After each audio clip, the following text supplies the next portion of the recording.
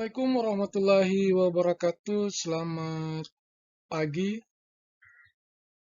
untuk Bapak Ibu guru yang masih belajar untuk mendapatkan nomor induk P3K. Saya doakan semoga Bapak Ibu berhasil untuk di ujian tahap 2 ini.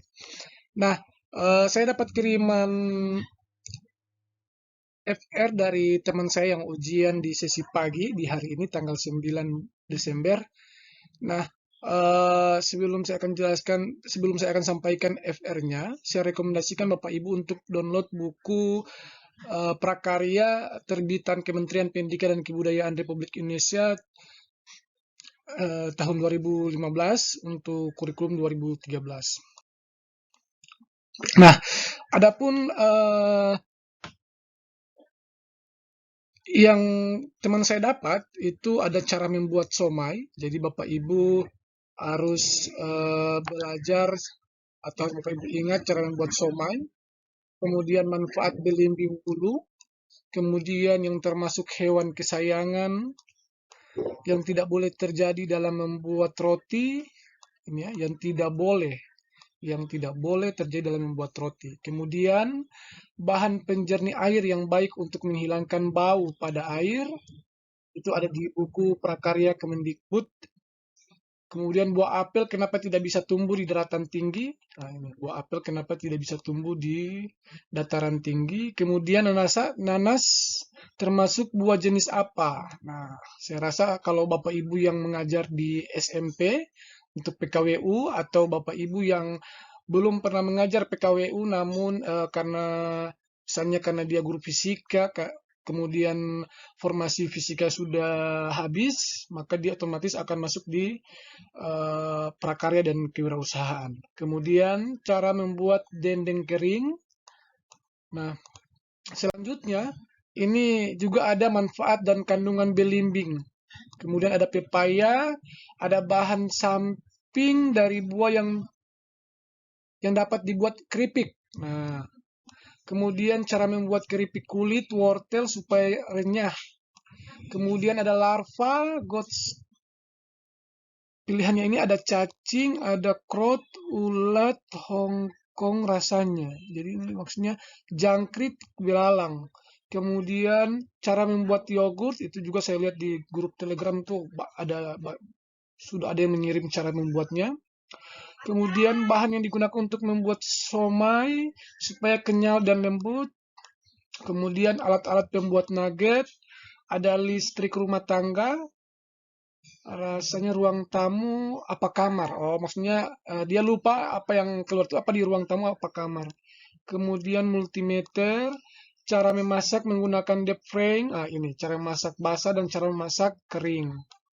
Masakan dari umbi-umbian. Nah, penempatan rangkaian listrik yang salah, yang dilingkar ini mungkin ya. Kemudian lampu slop-flop. Kemudian ada tentang gips. Kemudian ada juga alasan lumpang dibuat dari batu, jenis sambung yang cocok untuk daun jendela dan kusen, jenis pohon yang cocok untuk dijadikan ukiran dilihat dari segi warna, ikan hias mahal yang berasal dari Papua dan Kalimantan, ini Bapak Ibu yang keluar tadi, cara membudidayakan ikan air tawar, tanaman hidroponik media. Oh, yang ditanya itu media tanamnya. Kemudian sifat kain katun yang terbuat dari mirai. Kemudian jenis-jenis ikan tawar, payau, air asin. Jadi Bapak Ibu harus pelajari ini. Alat buat bakso, disediakan gambar. Oke. Bahan buat somai supaya kenyal. Oke, tadi sudah dibahas. Teknik masak daging sapi supaya empuk dan matangnya merata. Ada soal bergambar. Alat ukur listrik, gambar rumah jamban dulu bukan modern, dibangun pakai teknik apa? Oke, jadi yang ditanya itu. Gambar rangkaian listrik pakai nomor, terus ditanya nomor 5 tidak berfungsi dengan baik apabila terjadi kerusakan di nomor berapa. Nah, Bapak Ibu, semua ini saya rekomendasikan Bapak Ibu untuk melihat di buku Kemendikbud. Gambar susunan stop kontak dan balon lampu ditanya itu paralel atau berseri. Manfaat dan kandungan jambu, jenis masakan yang dari batang buah dan bunga, kemudian ada gambar masakan ikan, terus ditanya dimasak pakai teknik apa. Nah, kan kita tahu bahwa teknik memasak itu ada dua, teknik memasak kering dan teknik memasak basah. Kemudian mengapa tempe jadi mudah busuk dalam proses pembuatan, apa yang salah? Cara membuat yogurt yang benar. Nah, Bapak Ibu, jadi semua soal itu, semua soal yang keluar itu diambil dari buku Prakarya dan Kewirausahaan terbitan Kemendikbud yang diterbitkan oleh Kemendikbud. Jadi Bapak Ibu yang belum ujian, yang akan ujian besok masih ada kesempatan untuk baca atau pelajari, dipahami. Kalau belum memiliki buku prakarya ini, di Play Store dan di Google juga banyak.